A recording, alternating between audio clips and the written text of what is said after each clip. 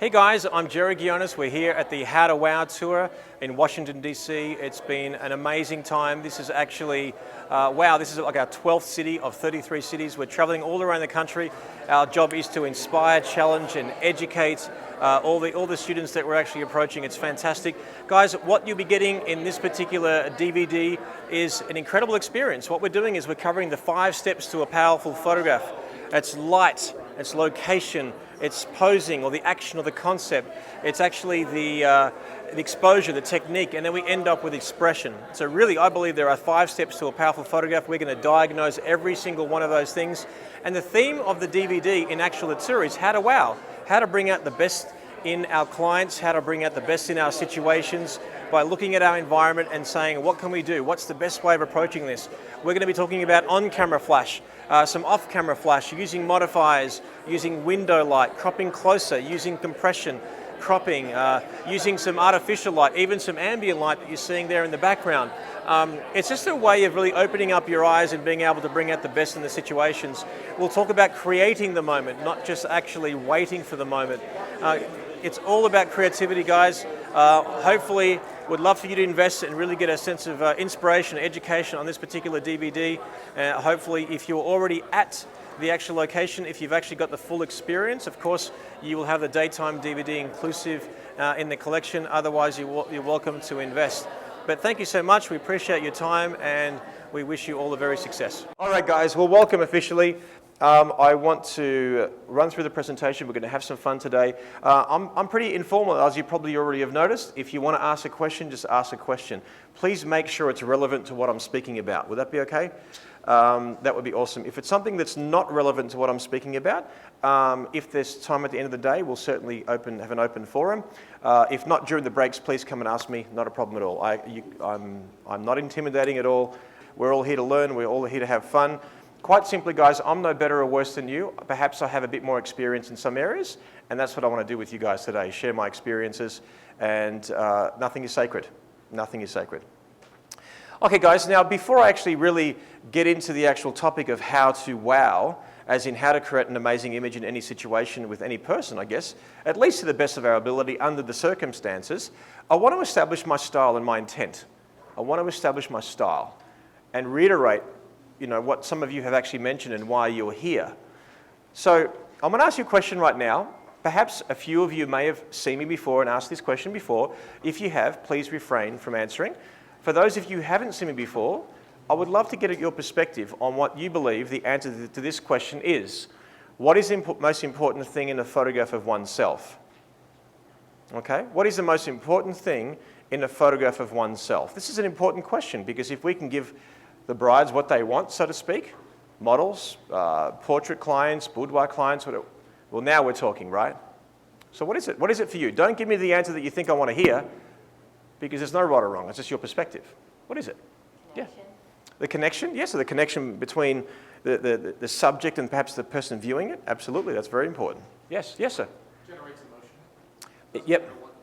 Yeah, so it's emotion. It's emotional in some kind of a way. It inspires a response from you here. Absolutely, no question. Very important. Yes, sir? Natural. To be natural? Absolutely. Yeah, that's an important thing for many of us. Yeah? Flattering. Flattering. So you want to look good. Yes. So, I mean, we were getting all deep and stuff, and then you just put it all out there and went all vain on me. You know what? I'm with you. I'm actually with you. Now, yes, all those things are important, no question, but let me ask this question in a different way.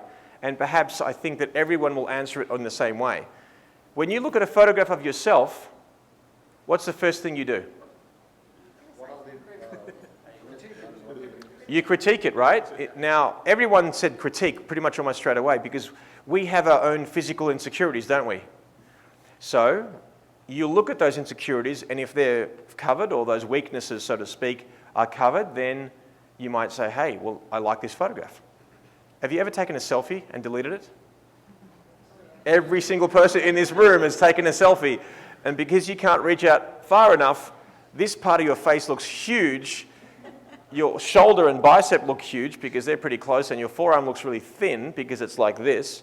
But what I'm saying is, girls, if you were to get a photograph of yourself with some friends, the first thing you do, you couldn't care less about anyone else, but you go straight to you and you make sure that your arms don't look big, your gums aren't hanging out, your nostrils aren't flaring, your bust is uneven or not, you got a muffin top or not, your butt looks too big or not, your hair's everywhere or not.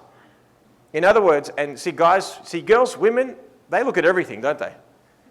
Guys, we look at three things: gut, double chin, bald head. That's our three main problem areas, wouldn't you say? Three things. We're pretty simple creatures in the end. What I'm saying is that we all want to look good. In fact, women want to look and feel beautiful, I find, and guys want to look and feel cool. Wouldn't you say? It's pretty much universal, and no matter how old you are. In fact, vanity grows with age, doesn't it? As you grow older, like you sort of get more conscious and stuff like that, and sometimes it's the opposite. But generally speaking, if we can make our subjects look and feel beautiful or look and feel cool, then we're halfway there. Now, the same bride or the same model or subject who wants to look beautiful, she says, make me look natural. Like the gentleman said, make me look natural. I don't want, in fact, if your business name was called I Pose People, how much work would you get? Big fat zero, right? Because when you think of a pose, it implies a very mechanical, orchestrated type of structure almost. So it's not very inviting. You don't really want to do that. It just doesn't feel right. So how do I convince a bride that she needs to be posed and she doesn't want to be? I'll say something like, as beautiful as you are, I can make you shine brighter than ever before with a simple direction. Would you like that? Hashtag, you're going to look ugly without me. Isn't that true? So now that's pretty much my style, guys. My style is I want everyone to look and feel beautiful, look and feel cool, and look effortlessly natural. Now, guys, don't get me wrong. You'll be seeing plenty of shots today where it's unashamedly stylized and it's posed. Look at the camera, or it's theatrical or dramatic or whatever. Absolutely. But my main intent, more often than not, is to make it look like the bride happens to be there while she's playing with the veil as the wind has blown it. She's turned her face to the light. Her chin is up. There's catchlights in her eyes, having a great time, and I happen to be there with the right lens, with the right exposure, with the right composition as I took the photograph, right? Now, depending on what your intent is. I'm not here to say to you that what I'm doing is right. It's right for me. What I want you to do is never dismiss anything out of laziness or ignorance. If once you know something, you've got a choice to use it or not. Once you know something or not, you've got a choice to go that extra mile and not be lazy. So don't dismiss what I do just because you couldn't be bothered or it's all too hard. I'm not here to tell you that you can buy an action set from me and all of your photographs will look exactly like mine. Or you buy the exact same Nikon lenses that I use and all your photographs will look like mine. There is nothing that will teach you better than repetition, experience, and practice. The problem is the practice that you do has to be good practice. If you practice swinging that golf club poorly, you'll only ever be that great.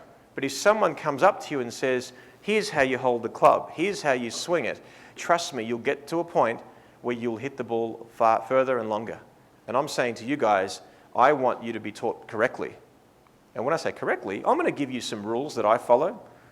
Dare I say it, old school rules. Many of us dismiss the old school rules, which I think is a shame. This new generation, wouldn't you agree? There are no rules. You can do what you want. Now, certainly, some of the best techniques have been born from glorified mistakes or being different to what was done before. Absolutely. I'm not discouraging that, but I'm not encouraging just being able to get what you get out of, well, let me just get the bride and groom to stand 10 feet apart looking at the camera and looking dead. How many shots do we see like that? Now, you might say, well, that's a stylistic choice, Jerry. That's my choice. I said, good for you. Then do it, sell it with conviction, and good for you. But I'm just saying is if you ignore posing, lighting, and understanding story and emotion and feeling, then you're going to be left behind, because I believe we are going to look back at this generation's trends and say, what the hell were we thinking? True? Everything's backlit. Backlighting doesn't mean good light. Backlighting just means backlight. What about the front light? I shoot everything, Jerry, at 1.2. Well, whose eyeball in focus? Whose eyeballs are going to be? Now, guys, I'm not dismissing styles or differences. I'm saying use something different when it helps communicate the message that you're trying to convey to the viewer. Whereas if it's a blanket way of doing it, then arguably it gets muted down, it gets softened. It's sort of like having a movie with car chase scenes the whole way through. There's no heartbeat to it. I want your work to have a heartbeat. I feel like I want highs, I want lows. In fact, what I like to do with my seminars and my photography, I want to make you laugh, I want to make you cry, and I want to hold your breath. That's my goal by the end of this evening. It's up to you. Hopefully your work does the same. So I'm going to cover my recipe. I'm going to talk about my recipe. In fact, I promised you for today's presentation, the day presentation, I was going to walk through, I believe, what the 5 steps to a great photograph is. And I'm going to cover some of them reasonably quickly because I'll be covering them properly when I shoot in front of you. Okay? So let's walk through them now, as a bit of a synopsis, and then we'll cover them properly. So number 1 is light. Now, that might not be an epiphany for a lot of you, but I can guarantee you that although most of you may know that lighting technically, I guess, is probably the most important thing in a photograph, what you might do if you're inexperienced or haven't been taught correctly, you might in fact just go where the location is the best. There's a nice wall, let me shoot there. There's a nice tree, let me shoot there. There's a nice patch of grass, let me shoot there. And arguably just totally dismiss everything else. Does that make any sense? Now, don't get me wrong. If a location attracts me, I'll either find the good light or create the good light in that location. So don't think I don't shoot in any great location with poor lighting. I'll make it work. Hell, if I was photographing at the Taj Mahal, I'm going to make it work, right? But I want you to switch your mindset. What I'd love for you to do is be able to look for the light. And you may ask me, Jerry, what does good light mean? I think good light means 2 things. For me, 2 things. It can be summed up in just 2 ways. One is when it flatters the subject, as in it's the right light for that right person with that kind of face, with that kind of body, with that kind of skin type, so on and so on and so on. And number 2, when it helps communicate the message that you're trying to convey to the viewer. It's a perfect example, and I wish I had the image actually, but I remember there was an incredible photograph of a politician where he set up 2 off-camera flashes on either side of this politician. He was a tyrant, right? He killed a lot of his own people. And what he did was he flashed the politician from the side, creating this little thin shadow in the middle of his face, and it made him look like a devil. That wasn't flattering light, but it helped communicate the message that he was trying to convey. Therefore, amazing light. Make sense? That's pretty rare. Usually, good light just means flattering. And I'm here to perhaps tell you maybe show you some many styles of flattering light and so on. Question, sir? The gentleman was basically saying he's also been taught that lighting is actually very important among other things, but composition is certainly a big part of it, and he doesn't see it on the list. So where does it fall? Really, that falls into number 4, the technique. Like what your lens choice, your compression, and all that kind of thing, and so on and so forth. In fact, I would love, earlier this year at WPPI, I did actually a really cool talk. I really enjoyed presenting a talk totally on cropping and composition. And it was probably pretty dry topic, but it was actually really good because I would give everyone a sensibility of an understanding of exactly what my intention is. Certainly, probably composition could be summed up in this way. The same way with lighting. What's good composition? When it helps communicate the message that you're trying to convey. So for example, let's say for example, I've had many people say to me, Jerry, you should just shoot an historical record of the actual wedding day. Don't meddle with the actual wedding day, just shoot an historical record, be true. And I'm like, well, okay, well what's the truth? The truth is what you deem it to be. Let's say, for example, you were photographing a Jewish Orthodox wedding where they can't even touch. So for me, that's very difficult for me to actually photograph because it's not emotional, it's not romantic. Now, but that's a traditional nature or a very old school rule that some people still follow. For me, I might shoot over the shoulder of one, have them overlapping, maybe shooting at f4, so it looks like they're touching. So whose truth is it? Does that make any sense? So the truth is whatever the photographer wants it to be, based upon the cropping, the lens choice, the compression, the aperture, shutter speed, flash. I mean, most of today I'll be saying to you, what are you trying to say? Because posing, people think it's just boring posing, it's just a pose. But what are you trying to say? In fact, what is the groom saying when he kisses the bride and this hand's in the pocket? This is like, I love you. Hashtag meh. True?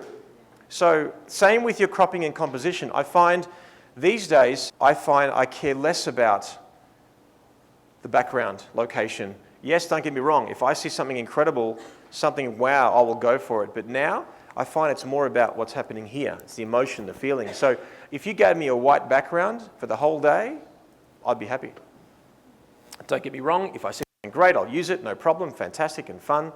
But it's what you're trying to say. What are you trying to say? So that pretty much sums up number 2. These days, in fact, when I first started photographing, I would often get my couples close to my wall, close to the background. It was always against the subject, against it. I don't know why we do that. There's a nice wall, go against it. There's a nice tree, go against it.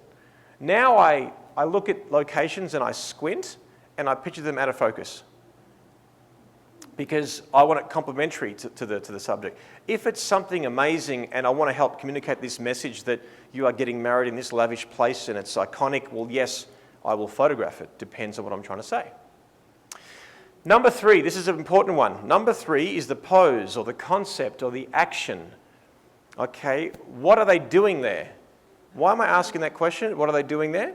Because we established at the outset of our conversation today that I want shots to look glamorous and natural. People looking beautiful and natural. Okay? So, if I see a beautiful wall, let's say, with nice light on it, I say to myself, what could they be doing there? Give them an excuse to be there. Maybe the bride is holding her dress, looking over her shoulder, laughing at her man, and the groom is holding the bulk of the dress, looking at each other. In other words, there's an excuse. You know, boudoir client. Let's say, what is she doing? Well, she's just getting dressed ready for her man. She wants to look sexy for her man. She's getting dressed. So she can be looking down at her garter like she's putting it on or something. Give her an excuse. And again, I'm not saying that every single shot has to look natural. I'm saying that's my main intention. Because I want the shots to look like their beauty, that I happen to capture them at their best, rather than me manufacture it. If the magic is there, I capture it. If it's not, I create it. So photojournalism, it's very hard for me to teach you. How do I teach you photojournalism? Find the moment, anticipate the moment. If the bride's crying, photograph it. It's very, very difficult. Like in a sense that I think many of us, if you have a heart and you have a camera and there's a moment happening, you'll capture it. Now, what I can teach you is perhaps composition, as the gentleman said before. What do you want to say? Do you want to capture the whole story, or do you want to go really close to that bride, you know, maybe wiping the tears of the little page boy as he fell down, whatever it may be? It depends on what you're trying to say.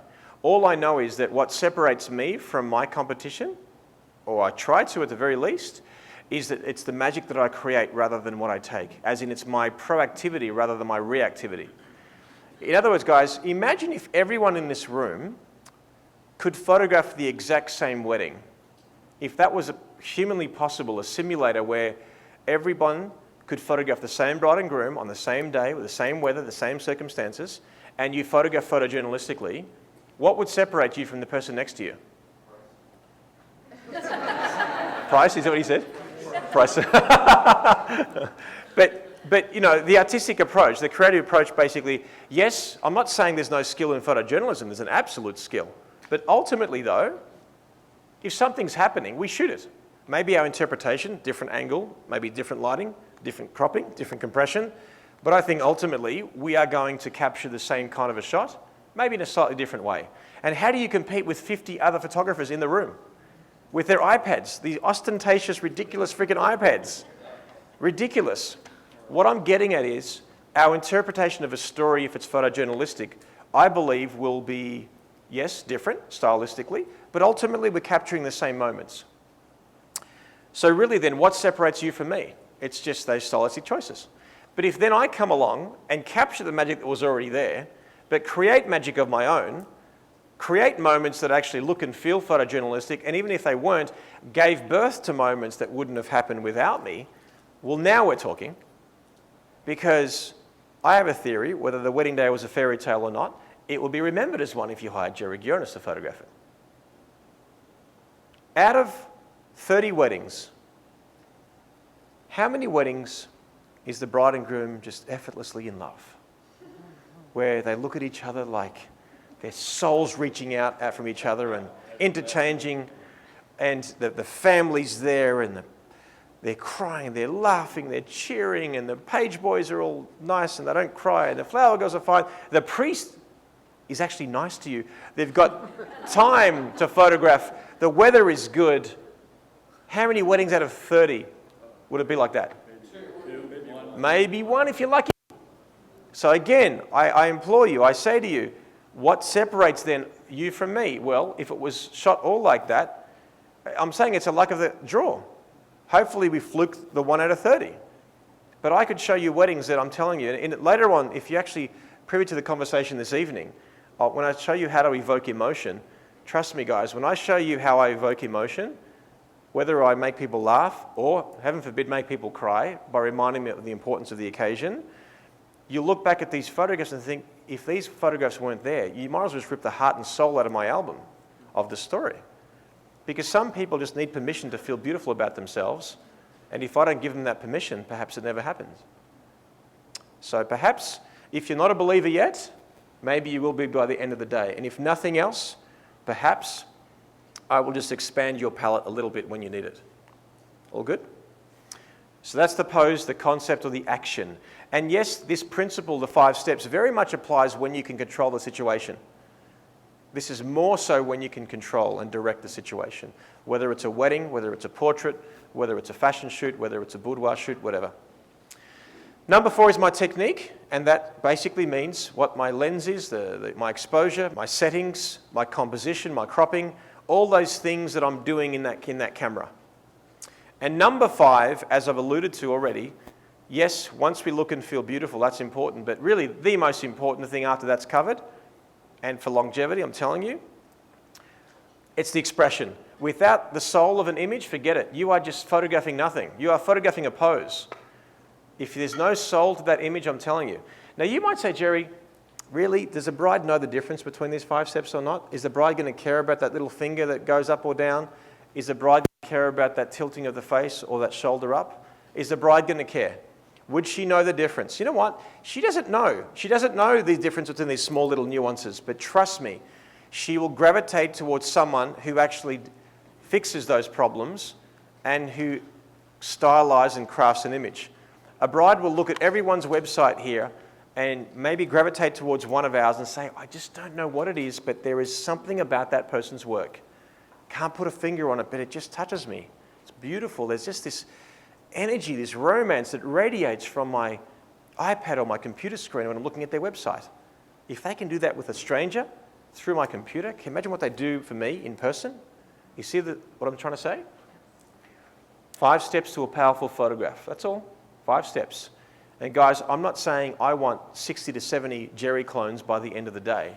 That's not my intention. My intention is at least to give you the tools to become the best version of yourself. And that's a never-ending journey that will never stop. Why are they in that order? Okay, let's just think of a realistic example. Let's say I have 5 minutes to photograph something. I'm outside the church and I need to photograph something.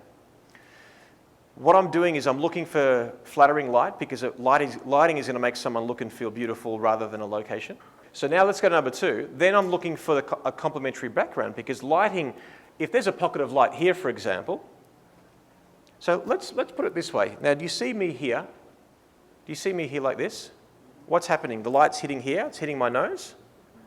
Not really flattering light. Now, but let's say the location was great and you wanted me to look really good.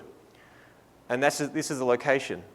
So location's number 2 because where the light's coming from is going to affect now, well, which direction do you want to shoot in? Or this, for example.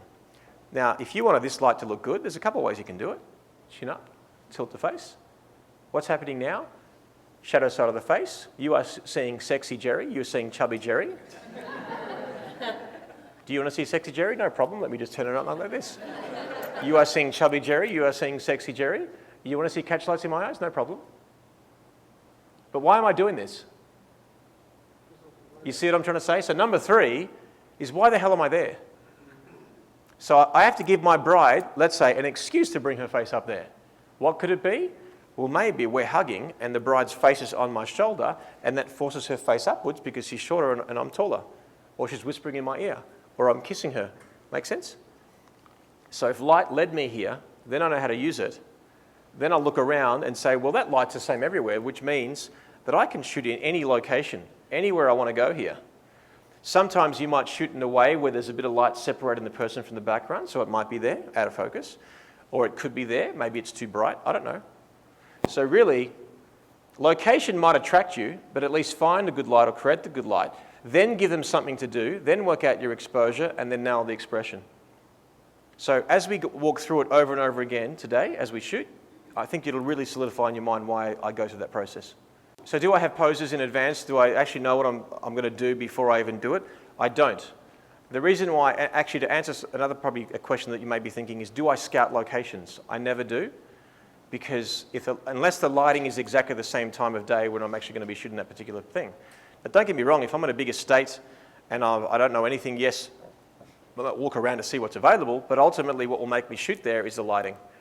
But do I have a set pose? No, because, like again, this lighting is horrible, me doing this. As soon as I'm here, then, I mean, this kind of pose wouldn't work because it's not even illuminating me. But if all of a sudden, the lighting has told me what to do. Jerry, bring the face upwards, tilt it, shadow. If I don't tilt it, no problem. Nice strong jawline, bit of cheekbones. Depends who I'm photographing. If the girl needs strong cheekbones and a more finer jawline, I might do this. If I want to make her look slimmer, I'll do this. I can't even see myself, but I'm probably assuming that what I'm saying is true. Is that right? Yeah. So the light will tell you. The location will tell you what to do. It always will. You've got to listen to it. That's all. So if a bride says, can you photograph in my front yard because my dad has spent 6 months pruning the flowers and he wants a photograph there, it's very sentimental to him. Absolutely. There's no question. If it's sentimental, I'll do it. Now, if she says, I want to go to, where's a cliche location here in Washington that everyone goes to? Okay, the steps of the Capitol. Okay. So the bride says, I want to go to the steps of the Capitol building. And you're like, oh, I've been there 1,000 times. There's 10 brides waiting for a photograph. Here's what I would say. I can appreciate why you want to go to the Capitol building because it's a beautiful location. Arguably, though, as you would say, many people actually get their photographs taken there. And how special would you feel if you go there and there's 10 people waiting for a photograph? I have another location that captures the spirit and the sensibility of the Capitol building, but not exactly that one. What do you think? Hashtag, do what I say. Now, if I say, did you see how I said that with all respect and sensibility? If she says, no, Jerry, I really want it. In fact, he proposed to me there. Look, you know what? No question, we'll do it. And you know what? I'm going to make it so amazing that everyone's going to look at your photograph and want that kind of photograph as well. I'll always I'll have my one argument rule. I'll come back with one rebuttal.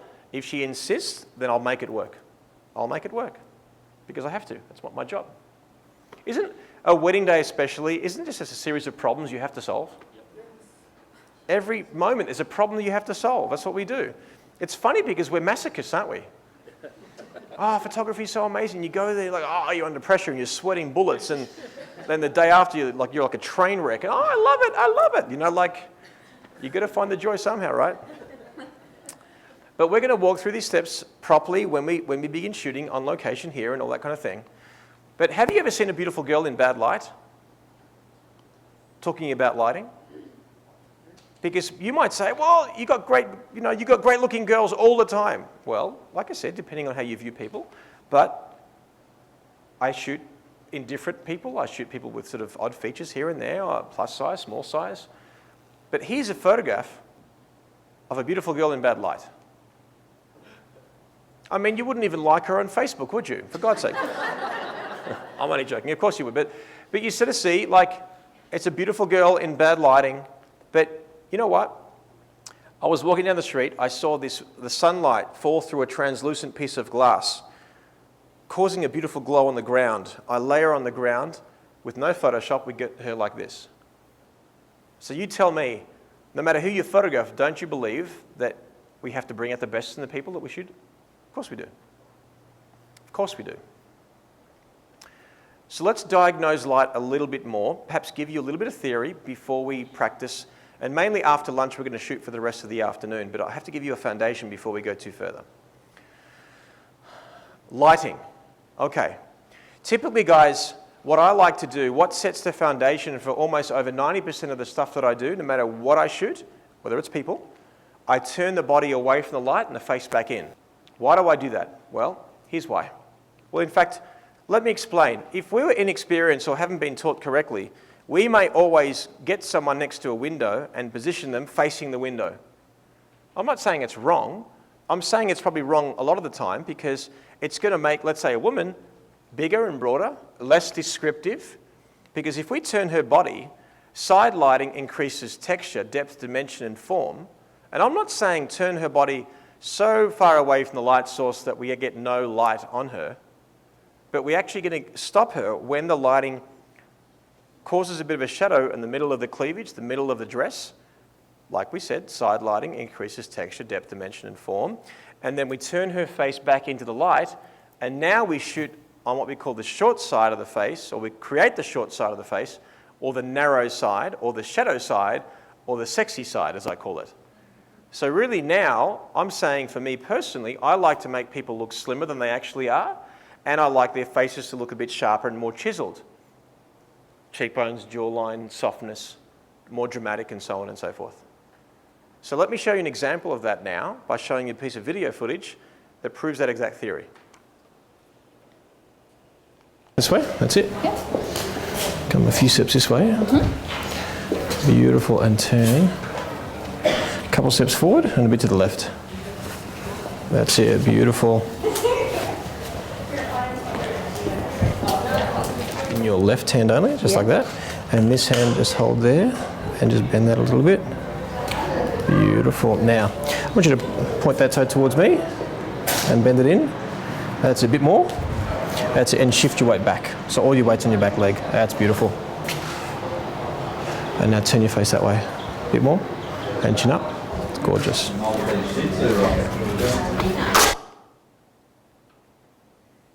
So this is a traditional photograph, a full-length picture of a bride, nothing fancy. No one's going to win an award with it.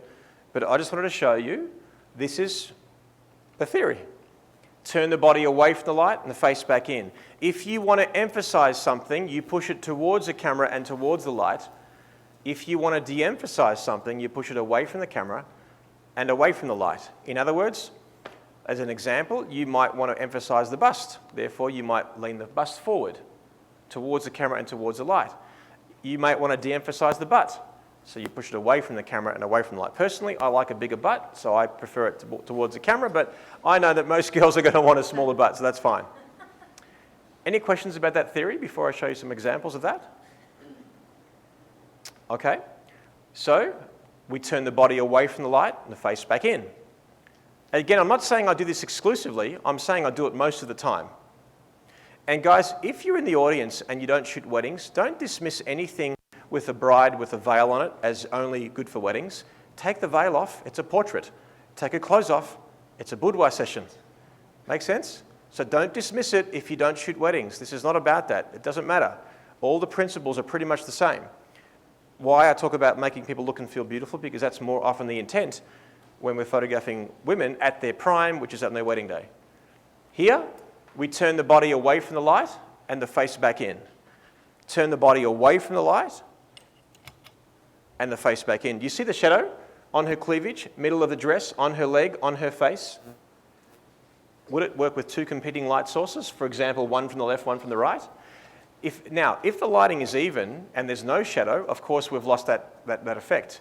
If let's say your main light is brighter than your fill, then that's different. So for example, if you actually wanted a bit of light kicking back in here, whether you do it by a reflector or another light source or a flash or whatever, then it depends on your stylistic choice. Personally, I like a more quite dramatic quality of light. Like, there's still detail there, but it just depends on what you prefer.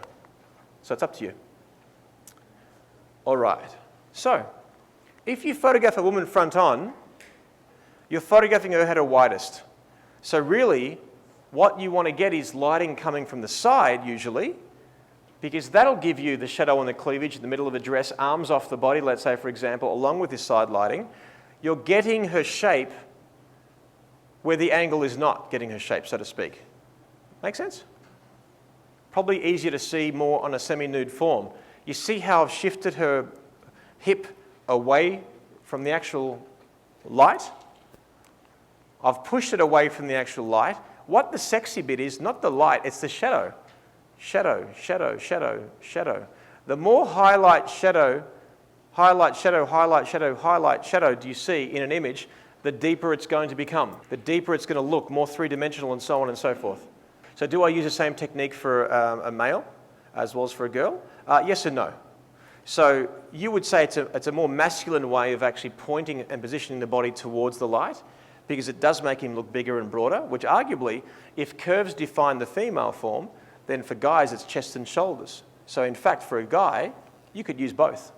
But I still favour turn the body away from the light and the face back in for a guy too. But what I at least do is I clamp his face in the same position. In other words, if the lighting is coming from here, and I turn his face like this, and now we're shooting on the shadow side of the face, hold his face there, and you could move him like this and this. So if you want to make him look bigger and stronger and broader, towards the light.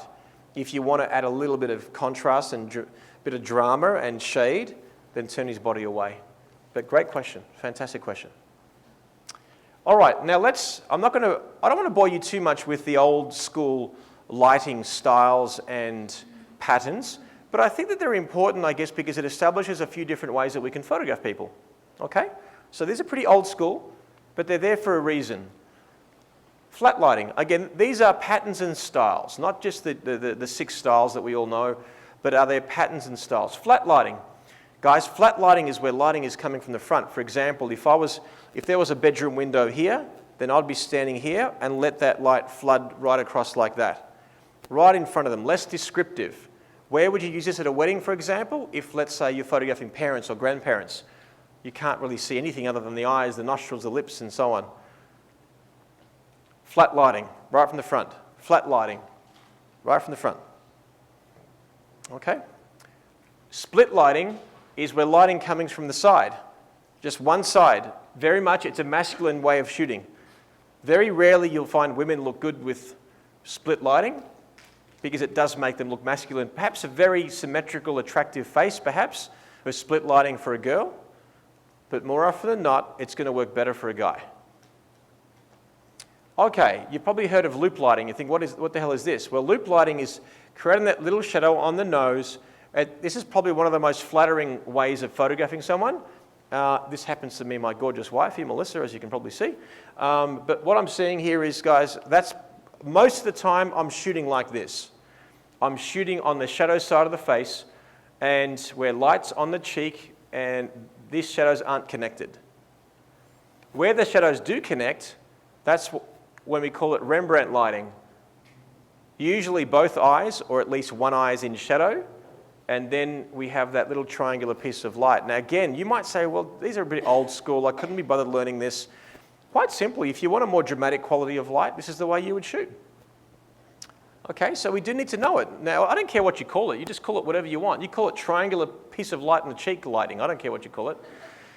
Again, right there, eyes are in shadow. Usually this eye, sometimes this is in shadow or not. Very much more a masculine way of shooting. It's more masculine or more dramatic, depending on which way you do it. This is female, of course, but you would say it's very dramatic. Triangular little piece of light, we're shooting on the shadow side of the face again.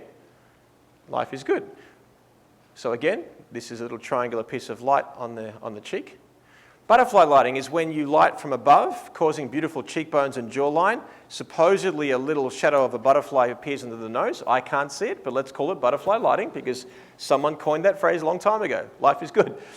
So again, it's probably very much sometimes a nice way of photographing a female form because it's, very Hollywood style. You can also do it in the sun. It's really whatever you prefer. This next kind of quality of light source, guys, lighting, this is called ghoul lighting or Blair Witch lighting. The little light coming from down below. You would never do this on a woman unless you hate her guts. Okay, but this is actually using 30 tea candles underneath them to light them. But again, it's very dramatic and unflattering, but depending on the context. Now, what did we say?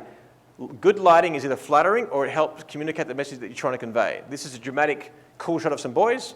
Therefore, you would say that's good lighting because I achieved what I wanted to achieve. Again, this is actually an R&B singer, a bit more dramatic and so on.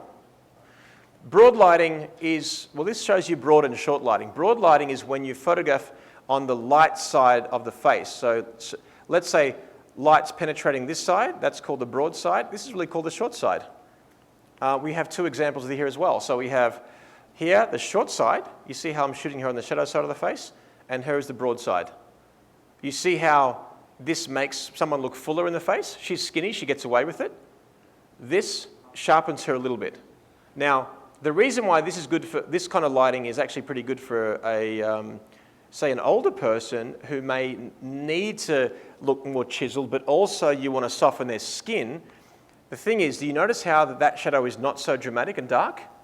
So if you, let's say if you shoot a plus size and she has bad skin, but then you want to chisel her with shadow, that's an anomaly. A couple things you can do. Either just cut some shadow in there on the face, fix up the blemishes afterwards in Photoshop, which you'll do anyway, or the distance between highlight and shadow is not so great, therefore lighting here is filled a little bit, whether it's just bouncing off the wall or off a reflector or flash, where we get soft skin, but it chisels her as well. So it depends on what you want. All right, short lighting, very similar to loop lighting, really. Basically, again, we're just shooting on the short side of the face. We're shooting on the shadow side of the face. And typically, guys, short and loop lighting is what I do almost 99% of the time. Because it's the most, I believe it's the most flattering, it's the most cool, it's dramatic, and it works really well. Then we have rim lighting, just a little rim, whether it's on the edge, whether it's on the face. It can look really, really dramatic, depending on who you're photographing. So, you know, these kind of lighting styles and patterns, guys, they really help communicate messages that you're trying to convey to the viewer. So yes, you can favor one of them, you can just ignore all of them. It's really whatever you want to try to say. See, probably a good example what we were saying before, Bill. See how he's turned his body towards the light, he looks bigger and broader, and then I turn his face to a point where I'm shooting him on the shadow side. So he looks bigger and broader, but his face looks chiseled. What am I trying to say? Backlighting, well, you know, backlighting. You know, it comes from the back. You're a freaking genius. Don't forget that backlighting does not mean good lighting. It just means backlighting. Make sure the lighting is beautiful from the front too, unless you don't want to make them look beautiful. It's up to you. Or a silhouette. You know what I mean? Like where you can't see any detail on the faces.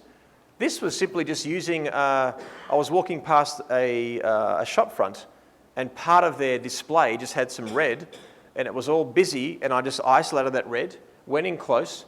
I made sure their noses weren't touching or kissing, because then you see a blob of ink.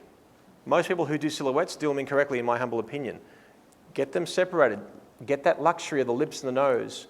Have some air, love heart shape, whatever you read into it. You know, with this, you can do a semi-silhouette where there's a bit of detail, but light comes through and filters through. How important are those arms off the body? Very important, right? Are we pretty cool with that? I mean, again, I can talk all day about lighting, which I sort of am. I'm here all day. But that's very much concentrated in terms of that. Now, don't forget, lighting someone, it depends on what you're trying to say.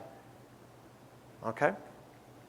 Let's now talk about the pose or the action, the concept. So going back to our understanding or our theory of either capturing the natural magic that's there or creating magic of our own, let's diagnose this a little bit more so. Who here fears posing or fears meddling with the day or an event? Put your hand up, don't be shy. Now, is it because of, let's say, it's just a stylistic choice, or whether you don't quite know how to do it? Or a bit of both? A bit of both. So what I want to, let's first get you over the fear of maybe being able to create the magic, as in being part of it. Before I do that though, I want to show you a few shots, in fact, of where I didn't actually create magic at all. I just captured it. Okay? The shot that you're about to see is probably one of the most beautiful embraces that I've ever seen between a groom and siblings. Have a look. I've been photographing for 21 years. I've shot over 1,000 weddings, countless portrait, fashion, boudoir assignments, and that's probably the most beautiful embrace I've ever seen. How many times have I seen it like that beautiful? Once. This next photograph, the bridesmaids walk out of the church as the bride and groom just got married. The wind blows the veil over the bridesmaids. The gush of wind comes again, blows the veil up to the little bridesmaid's nose, make her look like Porky Pig. Watch this. How many times has that happened, that cute, that beautiful, in my 21-year career? Once. This next wedding, the bride and groom deliberately got actually ready in adjoining rooms at a hotel. They were so close yet so far, they wouldn't see each other until they actually got married. So I stood in the hallway, opened up the doors, and took this shot. How many times has that happened in my 21-year career like that? Once. I went to a wedding and I get there at the same time as the bride. I knew she was there because I saw her there. I photographed her coming out of the car. We're waiting for her to walk down the aisle, nowhere to be seen. Finally, I walk down the basement. I see the most beautiful prayer of the bride with her family and her bridesmaids. Have a look. How many times have I seen it like that? That beautiful? Once. This next shot's probably one of my favourite photojournalistic moments I've ever taken. This reminds me of a Renoir painting. You know, there's a sea of celebration. This girl's having the time of her life, having a great time. The bride's going, ooh, at the little girl over here. Bridesmaid's looking on, the father's looking on, the mother's looking on, the little brother's looking on, the uncle's taking a photograph, the mother of the bride is there with her brother. This girl's looking on, the bridesmaid's looking here, she's feeling left out, the groom's looking on here, and the bridesmaid's with her husband with her little baby. How many times has that happened like that beautifully, without me doing a single thing? Once, in 21 years, over 1,000 weddings. Now, yes, every shot is unique to the next, but more often than not, we see similar shots evolve throughout the day, right? Whether it's a wedding or an event or a shoot, whatever. Thankfully, this next image only has happened once. Thankfully.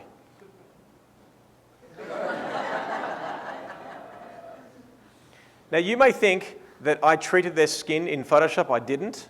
These guys are probably best friends. They've been sunbathing every day, probably the past 50 years. Their skin looks like leather. It looks disgusting. I was photographing the bride and she just runs away from my camera and sits between these two guys and starts giggling. But thankfully, that's only happened once in my 21-year career. What I'm getting at, guys, is that magic happened and I was there to capture it. Tell me if you were there, you would have taken a photograph of those things. Come on. You see what I'm getting at? Yes, maybe our compression of lens, our exposure, our positioning, maybe you would have captured different moments slightly before or after. I don't really know. But it doesn't take a rocket scientist to look at those moments and take a photograph of them. Again, I'm not discounting it. I'm saying there's an absolute skill. There are some people who are a magnet for moments. It's pretty rare. I find, though, that what will separate you from the person sitting next to you right now and your competition is the fact that you either capture the natural magic or create magic of your own. It's the magic of your own, I believe, that separates you. If you wait for it, you might be waiting all day. You might be waiting all day. Guys, create magic of your own. And this is what we're here to teach you today, is how do we create magic of our own? With that light, with that location, with the pose, the concept of the action, with the technique, with the composition, with the cropping, and then with expression. That's a very powerful combination, don't you think? The magic that we create is what will separate you from the person sitting next to you.